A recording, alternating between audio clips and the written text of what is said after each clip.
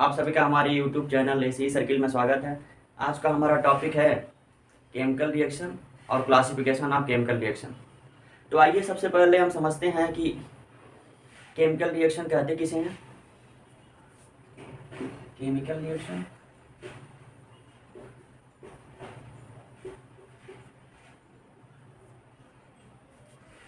जब दो या दो से अधिक सबस्टेंस मिलकर के एक न्यू सबस्टेंस बनाते हैं तो उस प्रोसेस को हम बोलते हैं केमिकल रिएक्शन। और जो दो या दो से अधिक जो सबस्टेंस मिल रहे हैं, इन दोनों की जो प्रॉपर्टी होगी, जो फाइनल प्रोडक्ट बन रहा है, हमारा न्यू सबस्टेंस बन रहा है, उसकी प्रॉपर्टी इन दोनों से क्या होगी, डिफरेंट होगी। इसका डिफिनेशन हम ऐसे भी बोल सकते हैं, जब दो या दो से अधिक मॉलिक्यूल्स या एटम एक definite pressure, temperature and concentration से मिलकर के एक न्यू कंपाउंड या न्यू प्रोडक्ट बनाते हैं, उसको हम बोलते हैं केमिकल रिएक्शन। केमिकल रिएक्शन को एक तरह से और डिफाइन हम कर सकते हैं। इसको बोल सकते हैं कि जब दो मॉलिक्यूल्स या दो कंपाउंड अपने बॉन्ड को ब्रेक करके एक न्यू कंपाउंड, एक न्यू बॉन्ड का प्रोडक्ट बनाते हैं, तो इस तरह का जो बॉन्ड ब्रेकिंग करके एक न्यू बॉन्ड का जो जनरेशन हो रहा है, तो ये जो प्रोसेस हो रहा है, यह एक क्या है, केमिकल रिएक्शन है। आइए एग्जांपल से हम समझते हैं केमिकल रिएक्शन क्या है। एग्जाम्पल में जैसे आयरन और ऑक्सीजन मिलकर के क्या बनाते हैं, रस्ट बनाते हैं। तो ये भी एक तरह का क्या है, केमिकल रिएक्शन है। और भी एग्जाम्पल को हम समझते हैं और इसके डिटेल्स को समझते हैं।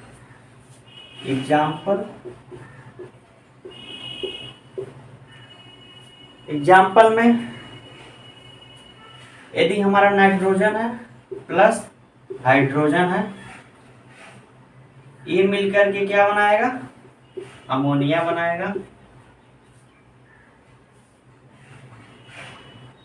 तो हाइड्रोजन और नाइट्रोजन ये दोनों क्या है, ये अलग अलग मॉलिक्यूल्स है। इसकी प्रॉपर्टी अलग है, इसकी प्रॉपर्टी अलग है, मीन्स इसका कैरेक्टरिस्टिक्स अलग है, इसका कैरेक्टरिस्टिक्स अलग है। ये दोनों जब मिलते हैं एक डिफरेंट कैरेक्टरिस्टिक्स का मॉलिक्यूल्स बनाते हैं।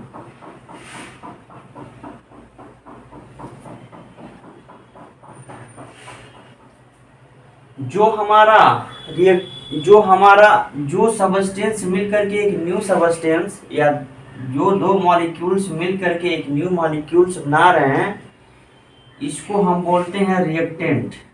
इसको क्या बोलते हैं, रिएक्टेंट्स। रिएक्शन के बाद जो बन रहा है उसको बोलते हैं प्रोडक्ट। उसको क्या बोलते हैं, प्रोडक्ट बोलते हैं। आइए इस रिएक्शन को हम बैलेंस करते हैं। तो बैलेंस कैसे करते हैं उसको शॉर्ट में हम समझ लेते हैं। यहाँ पे number of atom of nitrogen 2 है,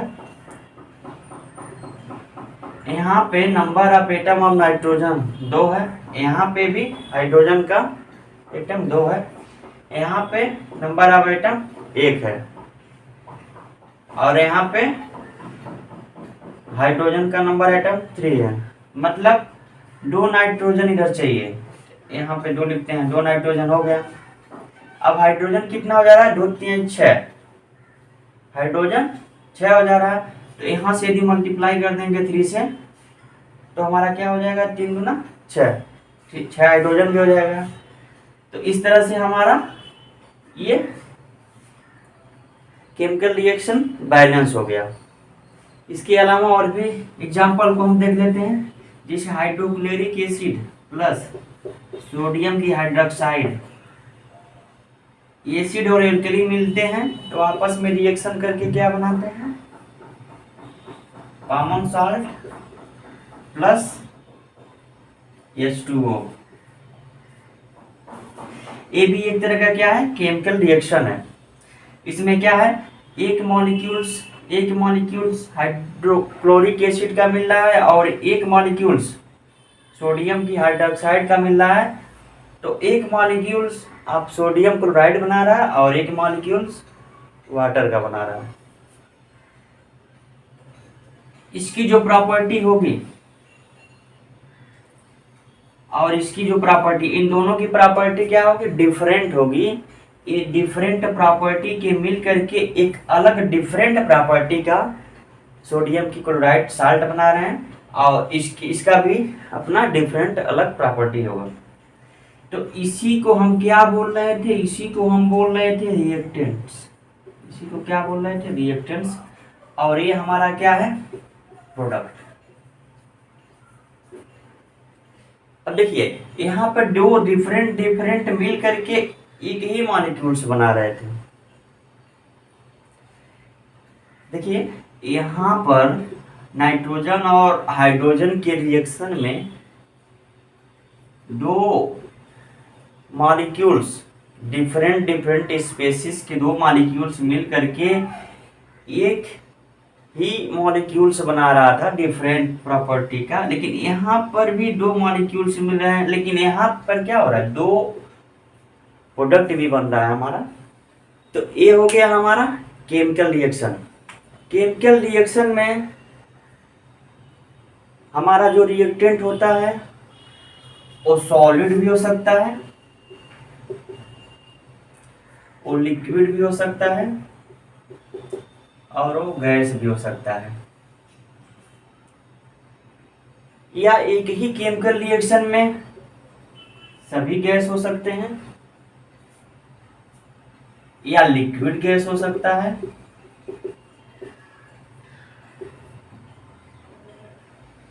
या सॉलिड गैस भी हो सकता है,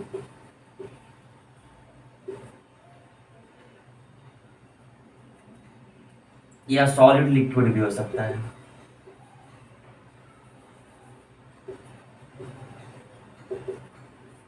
या केवल लिक्विड हो सकता है। ये हो गया हमारा केमिकल रिएक्शन।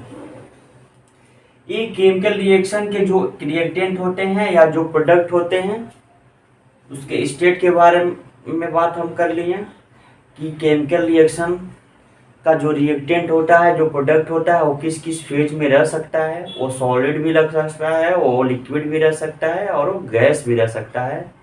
एक ही केमिकल रिएक्शन में तीनों गैस हो सकते हैं, या तीनों सॉलिड हो सकते हैं, या दो सॉलिड एक लिक्विड हो सकता है, या दो गैस दो लिक्विड हो सकता है, या दो गैस एक लिक्विड हो सकता है। तो आइए हम केमिकल रिएक्शन को समझ लिए हैं। अब हम समझते हैं क्लासिफिकेशन ऑफ केमिकल रिएक्शन। अब हम क्लासिफिकेशन ऑफ केमिकल रिएक्शन को समझेंगे। डिफरेंट बेसिस पे हम उसको क्लासिफाई करेंगे। और डिफरेंट बेसिस क्या है, आइए उसको समझते हैं हम। तो फर्स्ट नंबर पे आता है on the basis of rate of reaction. तो रेट ऑफ रिएक्शन बेसिस पे दो होते हैं। एक होता है आयनिक और इंस्टेंटेनियस रिएक्शन या केमिकल रिएक्शन। और बी नंबर, इसमें सेकेंड नंबर होता है मॉलिक्यूलर और स्लो रिएक्शन।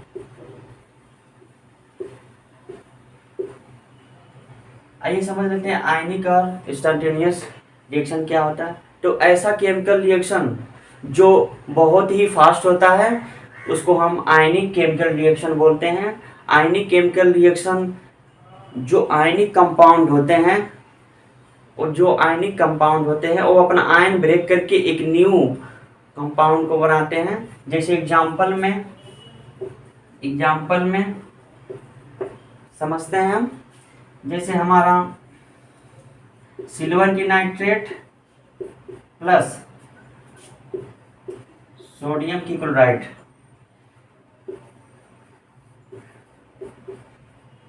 सिल्वर की क्लोराइड प्लस सोडियम की नाइट्रेट बनाते हैं। इसको एक्सप्लेन करते हैं हम। जैसे क्या इस पे एक प्लस चार्ज होता है और नाइट्रेट पर एक नेगेटिव चार्ज, ये दोनों मिलकर के एक कंपाउंड बनाए थे। और यहाँ पे देख लेते हैं, इस पे एक प्लस चार्ज और इस पे एक नेगेटिव चार्ज। इसमें जो हमारा सिल्वर है वो सोडियम को क्या कर रहा है, डिस्प्लेस कर दे रहा है, ये क्लोराइड के जगह आ जा रहा है। इस तरह से सिल्वर क्लोराइड और सोडियम की नाइट्रेट बन जा रही है। और ये जो रिएक्शन होता है बहुत ही फास्ट रिएक्शन होता है। अब आइए समझते हैं मॉलिक्यूलर या स्लो रिएक्शन। मॉलिक्यूलर या स्लो रिएक्शन एक ऐसा केमिकल रिएक्शन होता है जिसमें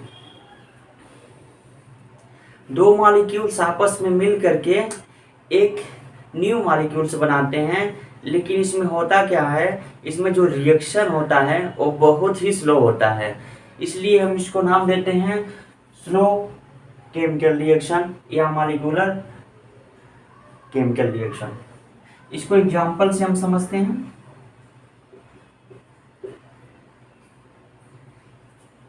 acetic acid CH3COOH plus ethyl alcohol, ये दोनों मिलकर के CH3COOC2H5 प्लस वाटर बनाते हैं। इसमें क्या है, दो डिफरेंट मॉलिक्यूल्स मिल करके एक दो डिफरेंट क्या प्रोडक्ट को बनाए हैं। लेकिन इसमें क्या है, इन दोनों का जो रिएक्शन होता है बहुत ही स्लो होता है, इसलिए हम इसको बोलते हैं स्लो रिएक्शन। अब आइए समझते हैं on the basis of phase. Second number पे हम क्या समझेंगे, ऑन द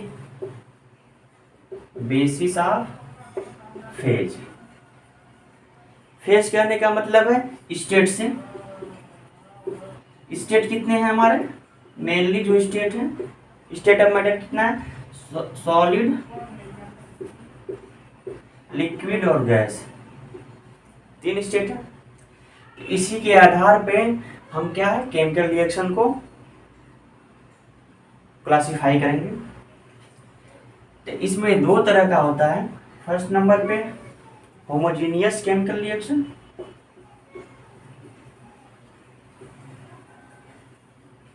होमोजीनियस रिएक्शन,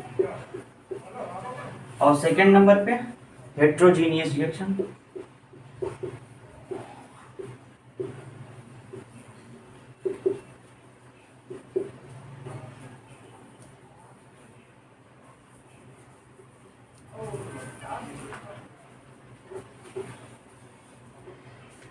अब आइए समझ लेते हैं डिफिनेशन को, होमोजीनियस रिएक्शन किसे कहते हैं। होमोजीनियस रिएक्शन एक ऐसा रिएक्शन होता है जिसमें रिएक्टेंट, प्रोडक्ट, उसके साथ साथ जो कैटलिस्ट होता है, कैटलिस्ट क्या होता है, जो रेट ऑफ रिएक्शन को बढ़ा रहा है, इन तीनों का जो फेज हो, इन तीनों का जो फेज हो वो सेम हो। मतलब जो हमारा रिएक्टेंट है, जैसे एक एग्जाम्पल से देख लेते हैं। जैसे हमारा क्या है, सल्फर डाइऑक्साइड है प्लस ऑक्सीजन का हाफ मॉलिक्यूल्स है, ये दोनों मिलकर के क्या बनाएगा, सल्फर ट्राइऑक्साइड। सल्फर ट्राइऑक्साइड बना रहा है। ये सल्फर डाइऑक्साइड किस फेज में है, यहाँ पे गैसियस फेज में है, ऑक्सीजन भी गैसियस फेज में है, और जो प्रोडक्ट बन रहा है वो भी क्या है, गैसियस फेज में है। इसमें कैटलिस्ट यूज किया जाता है नाइट्रोजन ऑक्साइड, ये भी किस फेज में होगा, गैसियस फेज में। तो इसमें तीन टर्म आ रहे हैं। एक तो हमारा हो गया रिएक्टेंट,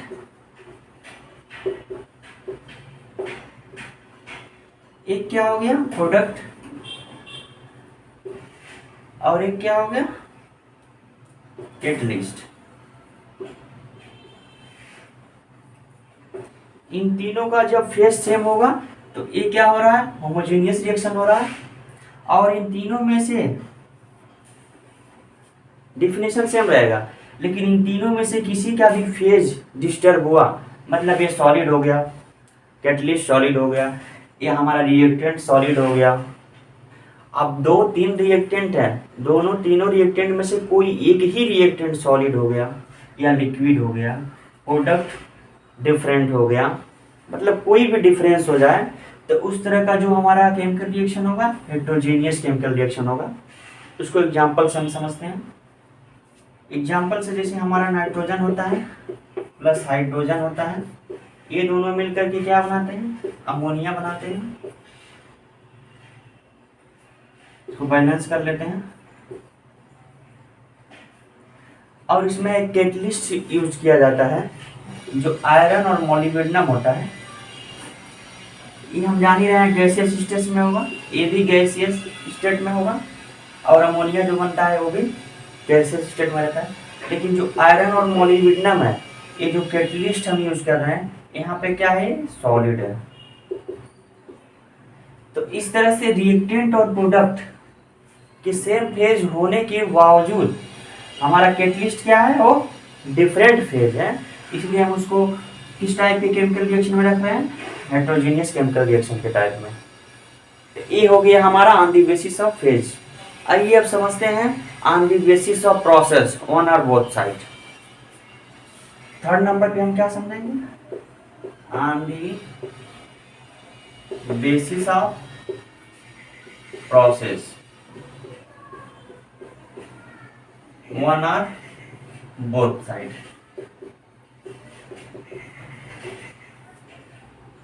वन और बोथ साइड कहने का मतलब है, कभी कभी ऐसा होता है कि जब कोई केमिकल रिएक्शन किसी इक्विपमेंट किसी रिएक्टर में होता है, तो उसको फेवरेबल कंडीशन जब जो मिल रहा है रिएक्टेंट से प्रोडक्ट बनाने पे, यदि उसका उल्टा, यदि प्रोडक्ट जो हमारा बन रहा है उसको अगर अपोजिट कंडीशन मिल जाए, तो क्या करेगा, प्रोडक्ट से रिएक्टेंट को भी बना सकता है। तो इस टाइप के भी रिएक्शन होते हैं। अब कुछ रिएक्शन ऐसे भी होते हैं जो रिएक्टेंट को लेकर के वो प्रोडक्ट बना रहा है फाइनल, वो लेकिन वो रिवर्स नहीं होता है, रिवर्स प्रोडक्ट से रिएक्टेंट में कन्वर्ट नहीं होता है। तो आइए इसको समझते हैं हम। फर्स्ट नंबर पे है हमारा, इसमें on the basis of process one और बोथ साइड में reversible reaction, reversible reaction. And second number पे है इरिवर्सिबल रिएक्शन।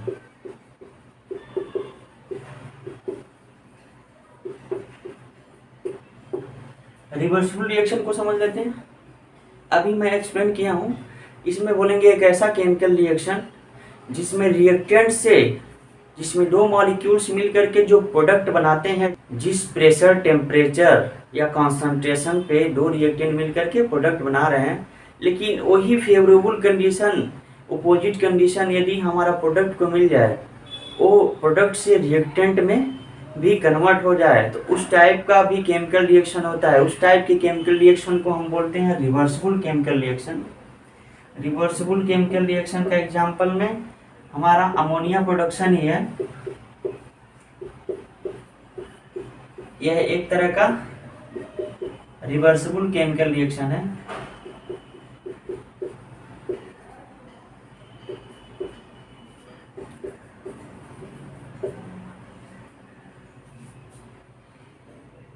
यह एक तरह का क्या है, रिवर्सिबल केमिकल रिएक्शन है। इसमें बहुत ज़्यादा हीट भी रिलीज होता है। तो इसमें जो है कि जिस प्रेशर पे या जिस टेम्परेचर पे हम इसको रिएक्शन करा रहे हैं, जो कंडीशन दे रहे हैं, यदि उसी टाइप का कंडीशन, रिवर्स कंडीशन अगर अमोनिया को मिल गया, तो अमोनिया भी क्या होता है, इसमें ब्रेक हो जाता है नाइट्रोजन और हाइड्रोजन में।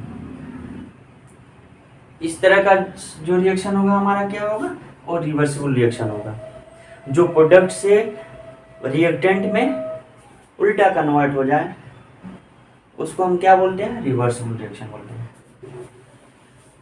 इरिवर्सिबल रिएक्शन अभी मैं बताया, एक ऐसा केमिकल रिएक्शन जिसमें रिएक्टेंट से प्रोडक्ट तो बना रहा है, लेकिन प्रोडक्ट से रिएक्टेंट में वो कन्वर्ट ना हो।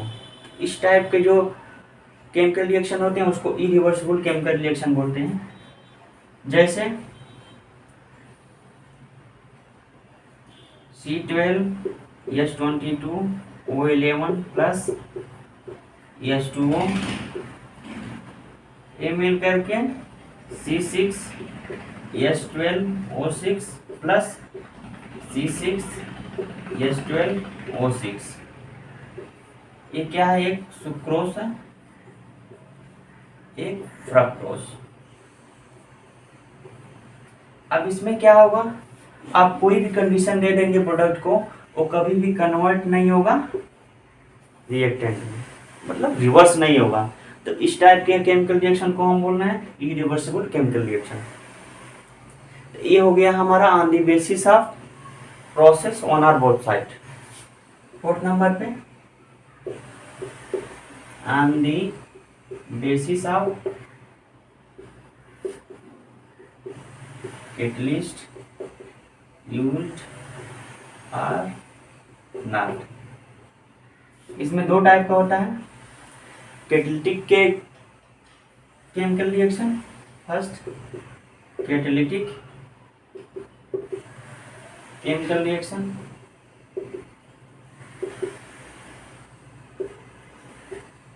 एक नॉन कैटालिटिक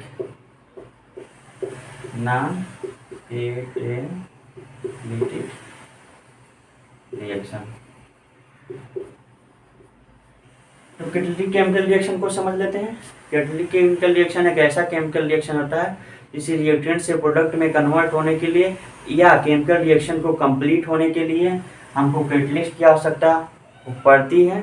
इस तरह के केमिकल रिएक्शन को हम कैटालिटिक केमिकल रिएक्शन बोलते हैं। एग्जाम्पल से समझ लेते हैं। एग्जाम्पल में क्या होगा, KClO3 प्लस हमारा जो कैटलिस्ट होगा मैग्नीशियम की ऑक्साइड, इससे क्या बनाएगा KCl plus O2 plus Mn2। इसको हम बैलेंस कर लेते हैं। 2KClO3 यहाँ पे हो जाएगा 2, यहाँ पे 3। कैटलिस्ट का भी प्रॉपर्टी होता है, कैटलिस्ट जो होता है केमिकल रिएक्शन में पार्टिसिपेट करके वो केमिकल के रेट ऑफ रिएक्शन को तो बढ़ा देता है, लेकिन वो क्या होता है खुद न तो कंज्यूम होता है न तो उसकी प्रॉपर्टीज चेंज होती है, वो वैसे के वैसे ही रह जाता है। तो यहाँ पे क्या हो रहा है, एक कैटलिस्ट के कांटेक्ट में एक KClO3 आ रहा है, ये दोनों कांटेक्ट में आ रहे हैं, ये कैटलिस्ट है। आ करके रिएक्शन करके ये दो चीज़ों में ब्रेक हो जा रहा है, KCl और ऑक्सीजन में, पोटेशियम की क्लोराइड और ऑक्सीजन बना ले रहा है। और कैटलिस्ट जो है मैग्नीशियम की जो ऑक्साइड है वो वैसे का वैसा रह जा रहा है। तो कैटलिस्ट क्या हो रहा है, इसमें कोई भी चेंजेस नहीं हो रहा है। कैटलिस्ट ना तो कंज्यूम होगा ना तो इसकी प्रॉपर्टीज में चेंज होगी। तो इस टाइप पे जो केमिकल रिएक्शन होगा क्या होगा, कैटालिटिक केमिकल रिएक्शन होगा।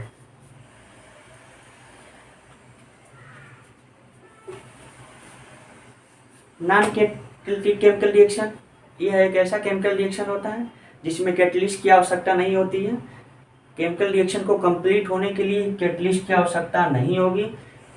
बहुत सारे जो केमिकल रिएक्शन ऐसे भी होते हैं जो कांटेक्ट में लाने पे ही तुरंत क्या होते हैं, वो रिएक्शन करके प्रोडक्ट को बना लेते हैं।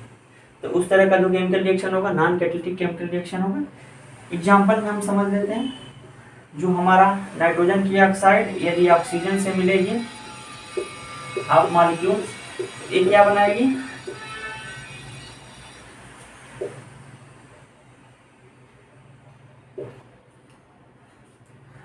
नाइट्रोजन की डाइऑक्साइड।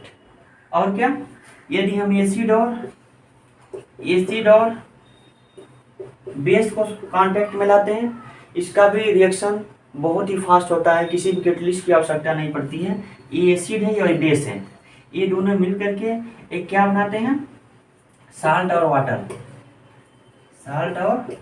बनाते हैं। ये दोनों केमिकल रिएक्शन क्या है, नॉन कैटालिटिक केमिकल रिएक्शन है। तो ये हो गया हमारा on the basis of catalyst used और नॉट यूज्ड। अब आइए 5वें नंबर पे देखते हैं, on the basis of molecularity of reaction. On the basis of molecularity of reaction में तीन टाइप के हमारे केमिकल रिएक्शन होते हैं। वो कौन कौन से हैं? फर्स्ट नंबर पे unimolecular reaction, unimolecular reaction.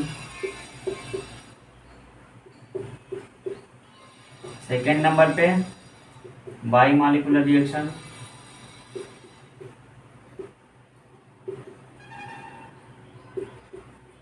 And third number पे ट्राईमॉलिक्यूलर रिएक्शन।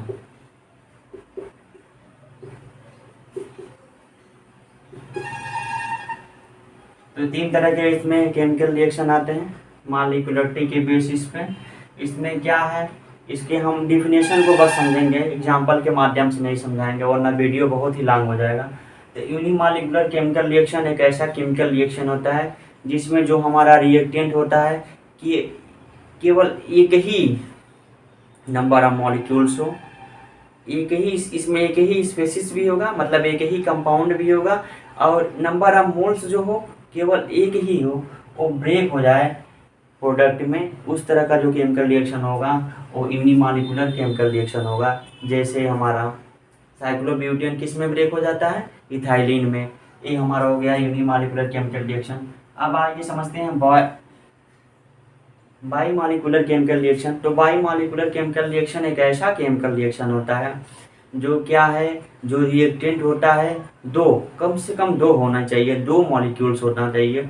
और दो मॉलिक्यूल्स एक ही स्पेसिस का भी हो सकता है या दो डिफरेंट स्पेसिस या दो डिफरेंट कंपाउंड का भी आपस में मिल करके क्या है, एक फिनिश प्रोडक्ट बनाता है। या एक ही कंपाउंड हो, उसके दो नंबर ऑफ मॉलिक्यूल्स वो ब्रेक होकर के एक डिफरेंट प्रोडक्ट को बनाता है। उस टाइप के जो केमिकल रिएक्शन होगा वो बाईमॉलिक्यूलर केमिकल रिएक्शन होगा। ट्राईमॉलिक्यूलर रिएक्शन में ट्राईमॉलिक्यूलर केमिकल रिएक्शन एक ऐसा केमिकल रिएक्शन होता है जिसमें क्या है, कम से कम तीन मॉलिक्यूल्स होना चाहिए। और तीन मॉलिक्यूल्स तीन डिफरेंट कंपाउंड भी हो सकते हैं, या दो मॉलिक्यूल्स एक कंपाउंड हो और जो दूसरा हो वो एक डिफरेंट हो। इस तरह दो कंपाउंड मिलकर के भी ट्राईमॉलिक्यूलर केमिकल रिएक्शन को करा सकते हैं। इस तरह का जो केमिकल रिएक्शन होगा क्या होगा, और ट्राईमॉलिक्यूलर केमिकल रिएक्शन होगा। तो ये हो गया on the basis of molecularity of the chemical reaction. अब आइए समझते हैं on the basis of order of reaction. 6 number पे क्या है, on the basis of order of reaction. Order of reaction, order of reaction पे तीन तरह का केमिकल रिएक्शन को क्लासिफाई किया गया है। फर्स्ट नंबर पे first order reaction, first order reaction, first order reaction. Second number पे सेकेंड ऑर्डर,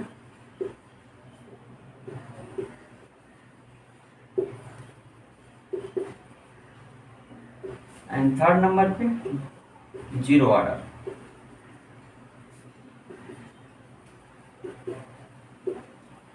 इसके भी हम डेफिनेशन को समझेंगे। इसके डेफिनेशन को हम समझेंगे, पहले फर्स्ट ऑर्डर केमिकल रिएक्शन को समझते हैं।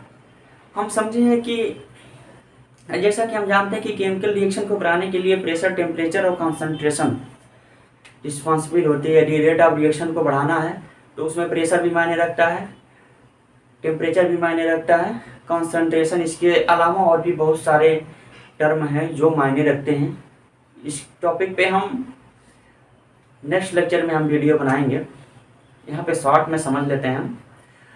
तो रिएक्शन को के रेट को बढ़ाने के लिए हम क्या है, एक कंसंट्रेशन होता है। कंसंट्रेशन जितना हम बढ़ाएंगे रेट ऑफ रिएक्शन क्या होगा, उतना ज़्यादा बढ़ेगा। मतलब rate of reaction is directly proportional to concentration अब रिएक्टेंट। तो फर्स्ट ऑर्डर रिएक्शन को समझते हैं इसी बेसिस पे। फर्स्ट ऑर्डर रिएक्शन किसे बोलते हैं, तो फर्स्ट ऑर्डर केमिकल रिएक्शन एक ऐसा केमिकल रिएक्शन होता है जिसमें जो रेट ऑफ रिएक्शन होता है वो रिएक्टेंट के किसी एक मॉलिक्यूल्स, किसी एक रिएक्टेंट पर डिपेंड करता है। उसमें उस रिएक्टेंट में बहुत सारे रिएक्टेंट हो सकते हैं, बहुत सारे डिफरेंट डिफरेंट कंपाउंड हो सकते हैं, लेकिन हमारा रेट ऑफ रिएक्शन जो होगा वो किसी एक ही कंपाउंड पर डिपेंड कर रहा होगा। उस तरह का जो केमिकल रिएक्शन होगा वो फर्स्ट ऑर्डर केमिकल रिएक्शन होगा। और जो सेकेंड ऑर्डर रिएक्शन होगा, सेकेंड ऑर्डर केमिकल रिएक्शन एक ऐसा केमिकल रिएक्शन होता है जिसमें जो रेट ऑफ रिएक्शन होता है किसी दो रिएक्टेंट पर डिपेंड करता है। इस तरह का जो केमिकल रिएक्शन होगा वो सेकेंड ऑर्डर केमिकल रिएक्शन होगा। जीरो ऑर्डर केमिकल रिएक्शन क्या होता है? जीरो ऑर्डर केमिकल रिएक्शन एक ऐसा केमिकल रिएक्शन होता है जो रिएक्टेंट के कॉन्सेंट्रेशन पर डिपेंड नहीं करता है, कॉन्सेंट्रेशन पर डिपेंड नहीं करता। इसमें हमारा जो फोटॉन से जो अपनी एनर्जी को बढ़ा करके वो खुद क्या होता है, ब्रेक होता है। एग्जाम्पल में हाइड्रोजन और आयोडीन को यदि सनलाइट के कांटेक्ट में लाते हैं, फोटोकेमिकल, ये एक तरह का फोटोकेमिकल रिएक्शन होता है। इसमें जीरो ऑर्डर केमिकल रिएक्शन में जब हाइड्रोजन और आयोडीन को कांटेक्ट में, सनलाइट के कांटेक्ट में लाते हैं, सूर्य की किरणों के कांटेक्ट में लाते हैं, वो क्या है, वो सनलाइट से फोटॉन लेकर के वो क्या है, हाइड्रोजन की आयोडाइड बना देता है। तो इस तरह का जो केमिकल रिएक्शन होगा वो क्या होगा, जीरो ऑर्डर केमिकल रिएक्शन होगा।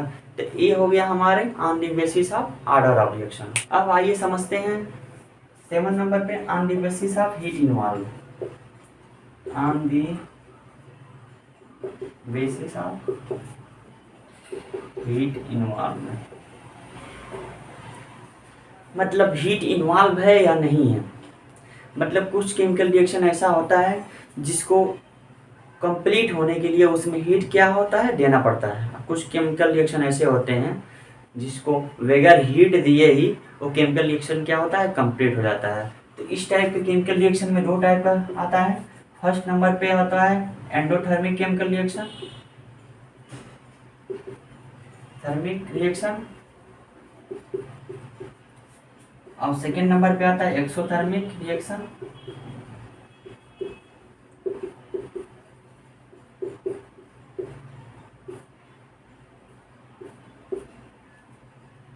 तो एंडोथर्मिक केमिकल रिएक्शन के डेफिनेशन को हम समझ लेते हैं। एंडोथर्मिक केमिकल रिएक्शन एक ऐसा केमिकल रिएक्शन होता है जिसके रिएक्शन को कंप्लीट होने के लिए हमको क्या होता है, हीट को देना पड़ता है। हीट को देंगे तभी वो केमिकल रिएक्शन क्या होगा, कंप्लीट होगा। तो इस टाइप के केमिकल रिएक्शन को हम बोलते हैं एंडोथर्मिक केमिकल रिएक्शन। एग्जांपल में यदि हम कार्बन मोनोऑक्साइड प्लस स्टीम, ये क्या है, स्टीम है, इसी से हीट मिलेगा, ये कैटलिस्ट को यूज कर रहे हैं, और LTST ये रिएक्शन होता है high temperature shift converter and low temperature shift converter में। ये क्या होता है, CO2 प्लस हाइड्रोजन बनाता है माइनस हीट। मिस अगर इसको इधर ट्रांसफर करेंगे तो हीट की आवश्यकता, यही हीट है, माइनस हीट। तो इसमें क्या हो रहा है, कार्बन मोनोऑक्साइड और ये जो वाटर है ये स्टीम के फॉर्म में है, यहीं से इसको क्या मिल रहा है, हीट मिल रहा है। जब हीट दे रहे हैं, इसी से हीट मिल रहा है, जब हीट दे रहे हैं इस कैटलिस्ट के कांटेक्ट में है, तो क्या हो रहा है, ये केमिकल रिएक्शन करके कार्बन डाइऑक्साइड और हाइड्रोजन बना रहा है। तो इस रिएक्शन को कंप्लीट होने के लिए हमको क्या है, हीट देना पड़ रहा है। तो इस टाइप का केमिकल रिएक्शन होगा जो एंडोथर्मिक केमिकल रिएक्शन होगा। एक्सोथर्मिक केमिकल रिएक्शन एक ऐसा केमिकल रिएक्शन जब दो रिएक्टेंट आपस में कांटेक्ट में आते हैं या कांटेक्ट में लाया जाता है एक डिफिनिट प्रेशर और टेम्परेचर कॉन्सेंट्रेशन पे, तो दो या दो से अधिक भी बोल सकते हैं। इसमें जब आपस में लाया जाता है तो वो क्या होता है, रिएक्शन करके प्रोडक्ट को बनाते हैं, लेकिन प्रोडक्ट के अलावा हीट भी बहुत ज़्यादा क्या करते हैं, रिलीज करते हैं। इस रिएक्शन को कंप्लीट होने के लिए किसी भी प्रकार का हमको एक्सेस हीट नहीं देना पड़ता है। तो इस तरह का जो केमिकल रिएक्शन होगा वो क्या होगा, एक्सोथर्मिक केमिकल रिएक्शन होगा। इसमें आता है नाइट्रोजन हाइड्रोजन, ये अमोनिया बना रहा है, और इसमें क्या है, बहुत ज़्यादा हीट निकलता है। ये जो केमिकल रिएक्शन है इसमें किसी भी प्रकार का हमको एक्स्ट्रा हीट नहीं देना पड़ रहा है। जिस प्रेशर जिस टेम्परेचर पे हम इसको ले रहे हैं कॉन्सेंट्रेशन पे, वो क्या आता है मिल करके प्रोडक्ट तो दे रहा है हमको, लेकिन उसके अलावा एक्सेस बहुत ज़्यादा हीट भी प्रोवाइड कराता है, एक्सेस बहुत ज़्यादा हीट भी देता है। तो इस तरह का जो केमिकल रिएक्शन होगा एक्सोथर्मिक केमिकल रिएक्शन होगा। अब आइए समझते हैं क्लासिफिकेशन ऑफ केमिकल रिएक्शन में ऑन द बेसिस ऑफ। 8वें नंबर पे क्या समझेंगे, ऑन दी किस बेसिस पे क्लासिफाई करेंगे, on the basis of step.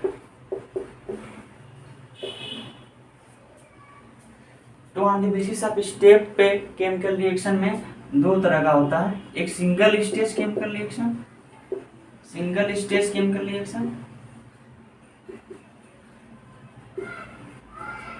एक क्या होता है multiple chemical reaction, multiple stage बोल सकते हैं रिएक्शन। तो सिंगल स्टेज अभी तक मैंने जितना एग्जांपल दिया वो क्या होता है, सिंगल स्टेज से ही वो क्या है रिएक्टेंट से प्रोडक्ट बना ले रहा है, मतलब एक ही स्टेज में उसमें मिडिल कोई भी कंपाउंड प्रोडक्ट नहीं है जो उससे फाइनल प्रोडक्ट बनाए। तो एक ऐसा केमिकल रिएक्शन जो एक ही स्टेज में कंप्लीट हो जाए, जो एक ही, जैसे हम नाइट्रोजन और हाइड्रोजन को ले रहे थे, ये क्या है एक ही स्टेज में क्या हो रहा है हमारा कंप्लीट हो रहा है। हमारा डिजायरेबल प्रोडक्ट क्या है अमोनिया है, ये क्या है एक ही स्टेज में कंप्लीट हो रहा है। तो एक ही स्टेज में जो कंप्लीट हो जाए वह केमिकल रिएक्शन हमारा सिंगल स्टेज केमिकल रिएक्शन कहा जाएगा। मल्टीपल के स्टेज रिएक्शन को समझ लेते हैं।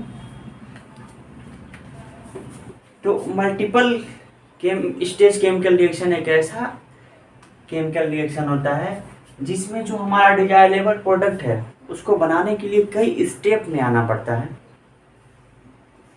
कई स्टेप से होकर के क्या करते हैं हम प्रोडक्ट को बनाते हैं, कई स्टेप से आएंगे तो हमारा डिजायरेबल प्रोडक्ट मिलेगा। एग्जाम्पल में समझते हैं, यदि मेथेन और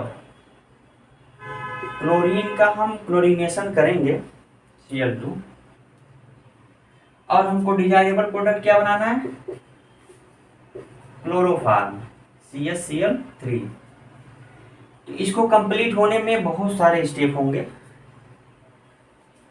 मेथेन से क्लोरीन का जब रिएक्शन कराएंगे तो एक ही स्टेप में ये हमारा क्लोरोफॉर्म फिनिश प्रोडक्ट नहीं देगा। तो आइए इसके केमिकल रिएक्शन को हम समझते हैं। यदि CH4 + Cl2 ये क्या बनाएगा CH3Cl + HCl।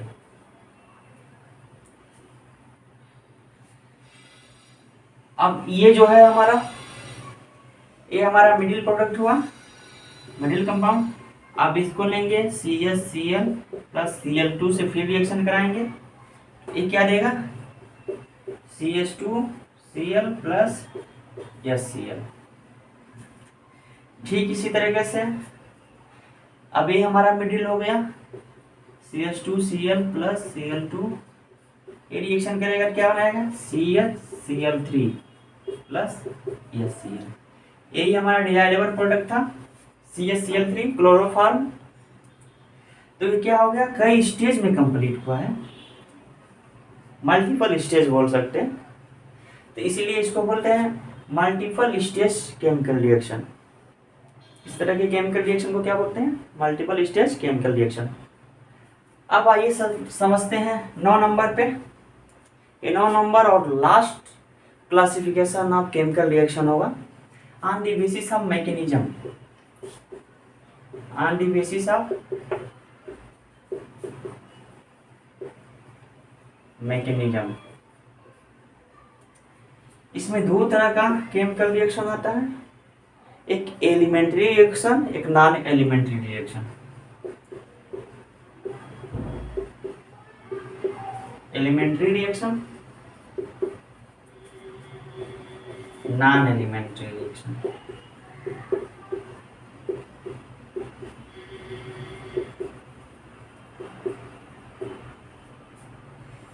इसके डिफिनेशन को हम समझ लेते हैं। एलिमेंट्री रिएक्शन एक ऐसा केमिकल रिएक्शन होता है जिस केमिकल रिएक्शन का जो रेट ऑफ रिएक्शन होता है वो स्टोइकोमेट्री रिलेशन पे डिपेंड करता है। जो स्टोइकोमेट्री रिलेशन होता है, स्टोइकोमेट्री रिलेशन क्या के जो फार्मूले होते हैं उसको हम नेक्स्ट लेक्चर में रिकवर करेंगे। अभी ऐसी डिफिनेशन को समझ लीजिए। जो रेट ऑफ रिएक्शन का जो फार्मूला निकाला जाता है उसी पे इसको डिफाइन किया गया है। तो एलिमेंट्री केमिकल रिएक्शन एक ऐसा केमिकल रिएक्शन होता है जो इसका रेट ऑफ रिएक्शन जो होता है वो स्टोइकोमेट्रिक रिलेशन पे डिपेंड करता है। उस तरह का जो केमिकल रिएक्शन होगा वो एलिमेंट्री केमिकल रिएक्शन होगा। जैसे जो हमारा रेट ऑफ रिएक्शन होता है वो क्या होता है, डायरेक्टली प्रोपोर्शनल टू कॉन्सेंट्रेशन। वो जो हमारा रिएक्टेंट होगा और रिएक्टेंट फर्स्ट पे भी हो सकता है या यदि दो रिएक्टेंट है डिफरेंट दोनों रिएक्टेंट के कॉन्सेंट्रेशन के डायरेक्टली प्रोपोर्शनल भी हो सकता है। तो इस तरह का जो हमारा केमिकल रिएक्शन होगा क्या होगा, एलिमेंट्री केमिकल रिएक्शन होगा। नॉन एलिमेंट्री केमिकल रिएक्शन एक ऐसा केमिकल रिएक्शन होता है जिसका जो रेट ऑफ रिएक्शन होता है वो स्टोइकोमेट्रिक जो रिलेशन होते हैं उस पर डिपेंड नहीं करता है। उस तरह के जो केमिकल रिएक्शन होगा नॉन एलिमेंट्री केमिकल रिएक्शन बोलेंगे। तो ये हो गया आज का हमारा टॉपिक, केमिकल रिएक्शन और classification of chemical reaction. Classify करके डिटेल सम एग्जाम्पल को समझाएं। उम्मीद करता हूं कि आप सभी को हमारा आज का जो लेक्चर है केमिकल रिएक्शन और क्लासिफिकेशन ऑफ केमिकल रिएक्शन पूरी तरह से समझ में आया होगा। और भी हम डिफरेंट टॉपिक पर डिस्कशन करेंगे।